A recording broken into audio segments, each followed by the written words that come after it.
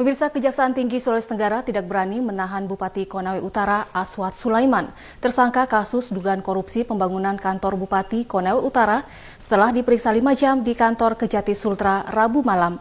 Pemeriksaan Aswad ini merupakan panggilan kedua jaksa setelah mangkir dari panggilan pertama.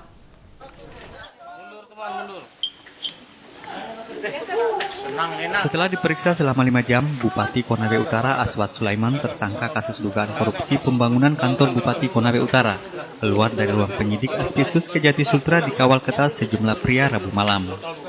Para pria ini berusaha menutupi wajah Aswad dari sorotan kamera para jurnalis hingga tersangka memasuki mobil pribadinya. Bahkan beberapa orang sempat memukul kamera jurnalis.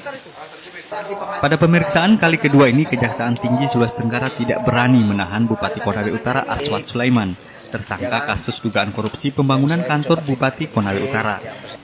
Sikap jaksa ini berbeda dengan perlakuan kepada sejumlah tersangka lainnya dalam kasus ini. Setelah diperiksa, jaksa langsung melakukan penahanan. Alasan Kejaksaan Tinggi Sulawesi Tenggara tidak menahan Bupati Konawe Utara Aswad Sulaiman karena ada jaminan dari salah seorang keluarganya bahwa tersangka tidak akan menghilangkan barang bukti dan bersikap kooperatif.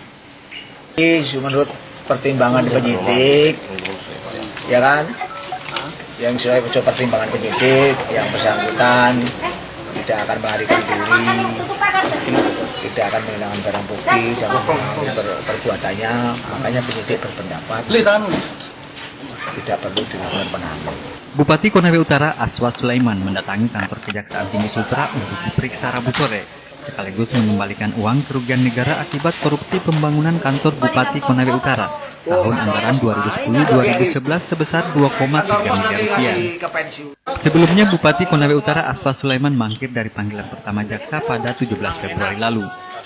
Kejati Sultra menetapkan Aswad Sulaiman sebagai tersangka kasus dugaan korupsi pembangunan kantor Bupati Konawe Utara tahun anggaran 2010-2011 pada 20 Januari lalu.